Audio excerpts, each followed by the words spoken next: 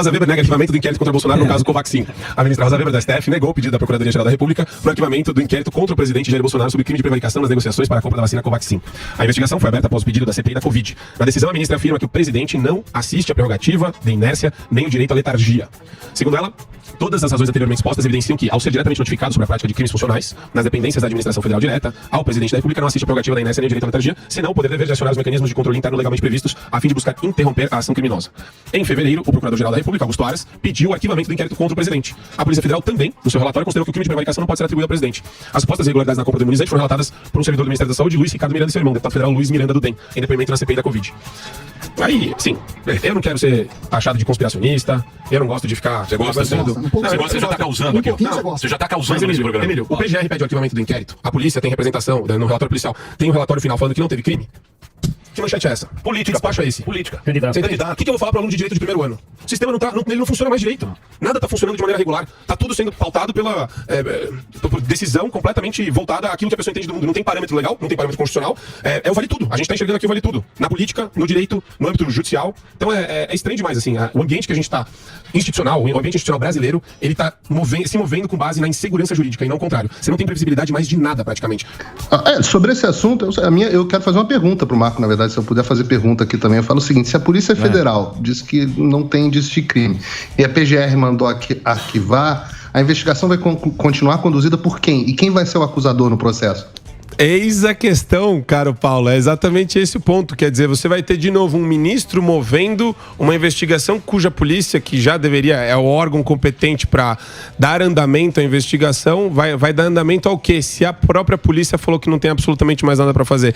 Ou a juíza, a ministra no caso, ela está se utilizando da força e do poder que ela tem para pressionar o órgão policial, a autoridade competente para investigar o caso, e ela está fazendo isso pelos bastidores, porque...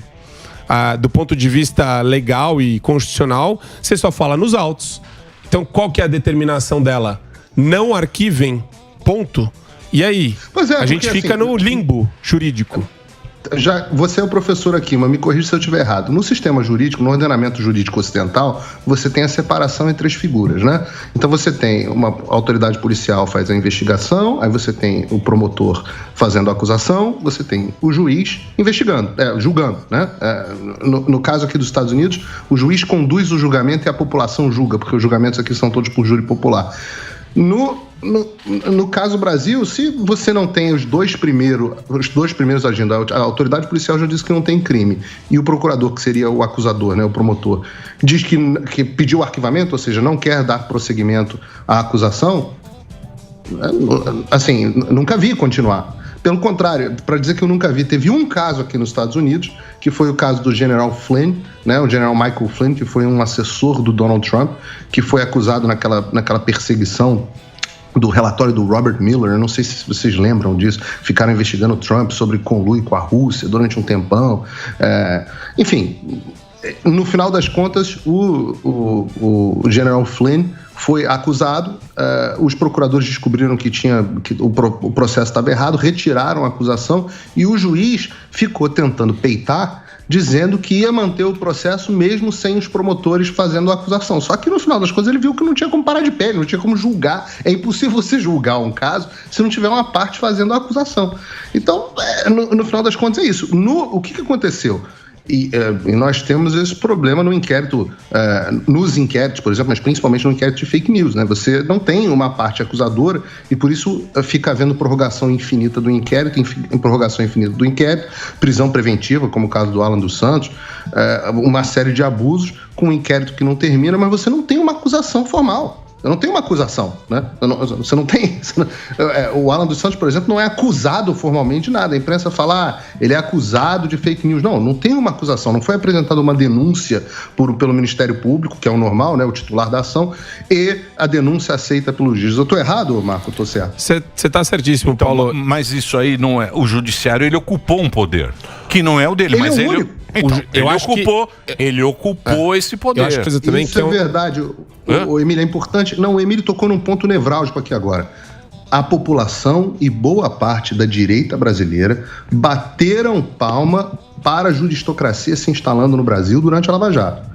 Enquanto o Sérgio Moro estava prendendo os políticos de esquerda, o Dallagnol, enquanto estava todo mundo chovendo e trovejando, passando por cima do Código de Processo Penal todos os dias, fazendo prisão preventiva com base em nada, enquanto isso estava acontecendo e estavam caçando os inimigos, os adversários daquele momento, que era o PT, ficou todo mundo assim, é o único jeito, se não for assim não funciona, é o único jeito, é o único jeito, é o único jeito. Só que o chicote muda de mão. E olha aí o chicote mudando de mão agora. Se você não tem ordenamento jurídico, não tem nada, vale a vontade do juiz. E como a maioria dos juízes são de esquerda, vocês acham que a vontade vai valer de quem?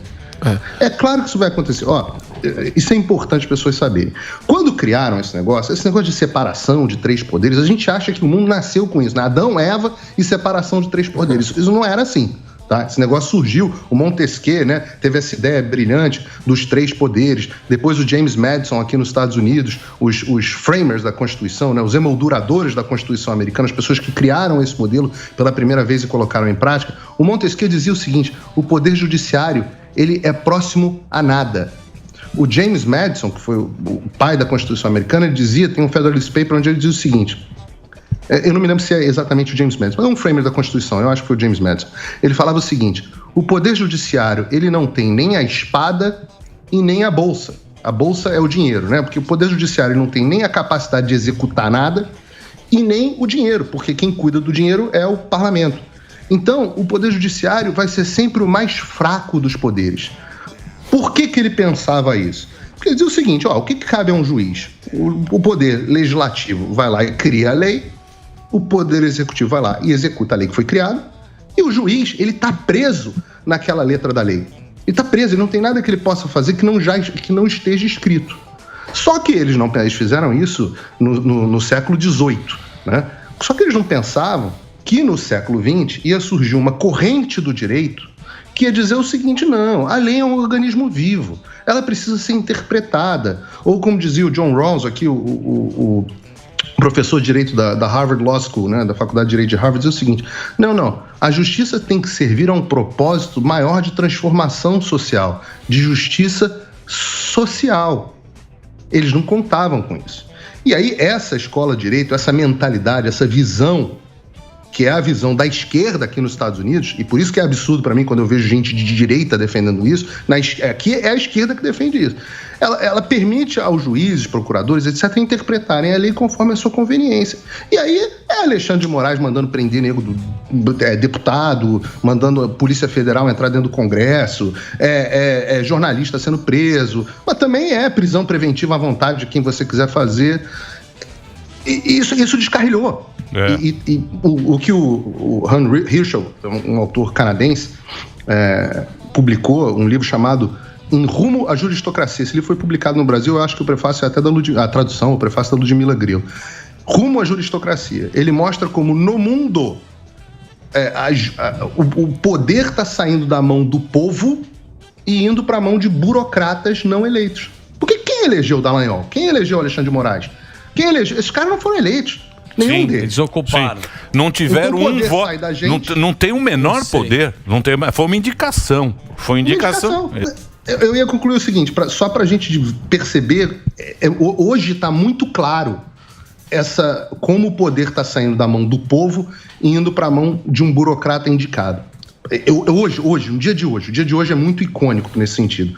Por quê? Você tem um deputado federal eleito pelo povo do Rio de Janeiro. Né? O que é um deputado? Aqui nos Estados Unidos a gente chama de representante. Né? O nome é representative, é representante. Ele está ali para representar o povo. Porque como é impossível o povo, os 220 milhões de brasileiros, discutirem os assuntos, né? Nós falamos assim, olha, eu vou escolher um cara que vai me representar, vai representar mais ou menos o que eu penso, e aí ele vai para o parlamento, né? Parlamento vem de parlar, o lugar que a gente fala, aí ele vai lá para o parlamento, e aí ele vai discutir as minhas ideias, ele vai representar as minhas ideias, discutindo com pessoas que representam a ideia de outros, né? Isso é o parlamentar. Então, o povo do Rio de Janeiro, eu por acaso não votei no Daniel, votaria hoje em dia, o povo do Rio de Janeiro foi lá e elegeu o Daniel. Alguém elegeu, alguns milhares de pessoas, não sei nem quantos votos o Daniel teve. Acho que se fosse candidato agora teria muito mais. Mas botaram o Daniel lá. Então ele é um representante do povo. Ele recebeu o poder delegado a ele pelo povo. Um burocrata não eleito, com base em nada, decidiu que esse cara tem que ser preso. Ora, como é que ele vai representar as minhas ideias, ou as ideias do eleitor dele, se ele está preso, ou se ele está com uma tornozeleira eletrônica, que impede ele de circular junto com os constituintes dele? Como é que ele vai parlar se ele não pode dar entrevista, se ele não pode utilizar a rede social? Quem deu esse poder ao Alexandre de Moraes? Ninguém deu, porque não está na lei. Pelo contrário, a lei é expressamente contrária. Ele decidiu que é assim e está acabado.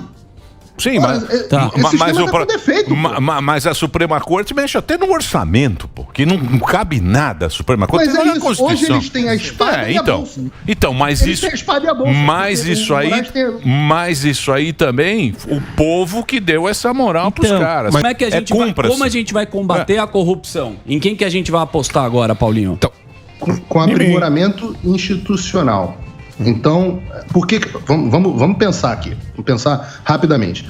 O Lula, o que ele fez? Qual foi o crime do Lula? O crime do Lula foi o triplex no Guarujá lá, que era horroroso o triplex dele, uma coisa horrorosa. Ou um sítiozinho lá de Atibaia, todos os quartinhos, furreca pra caramba. O Eduardo Paes é que dizia, pô, aquela merda de lugar lá, parece Maricá, né? Foi esse o crime? Foi esse o crime do Lula? Claro que não, pô. O crime do Lula foi a usurpação e a destruição da República, por 2 vezes. Primeiro, no esquema do mensalão. O que era o mensalão?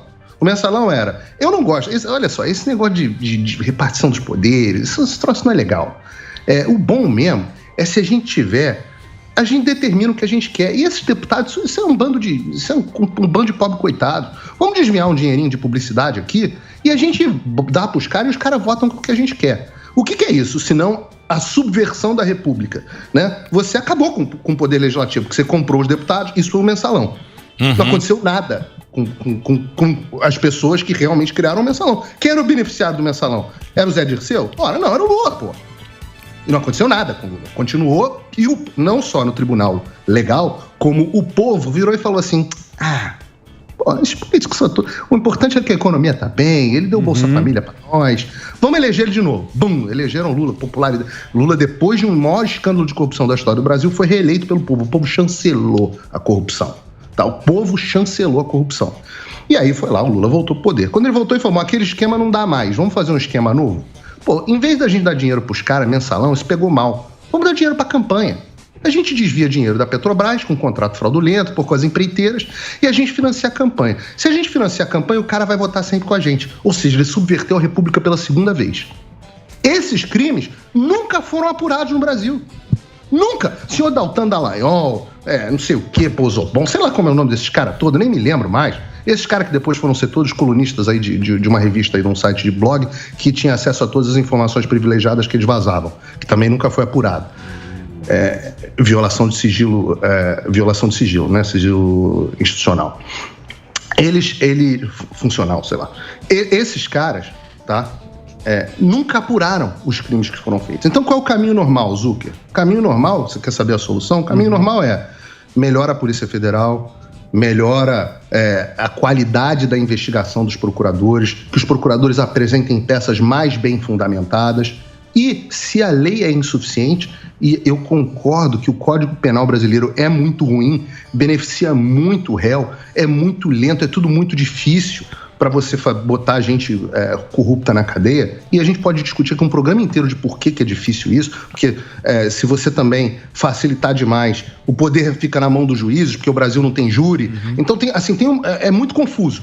Mas como é que você resolve isso? A sociedade debate, faz o aprimoramento institucional e muda as suas leis, contrata procuradores melhores, dá instrumentos, cobra dos procuradores. Eu nunca vi os procuradores serem cobrados pelo trabalho horroroso que eles fizeram.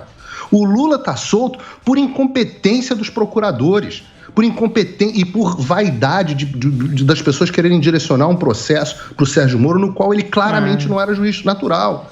Então, assim, demos um jeitinho brasileiro para botar político corrupto na cadeia, só que não adianta você construir a casa na areia, porque a casa na areia desmorona. Pô, a história dos 3 porquinhos. A casa do tijolo dá trabalho de construir.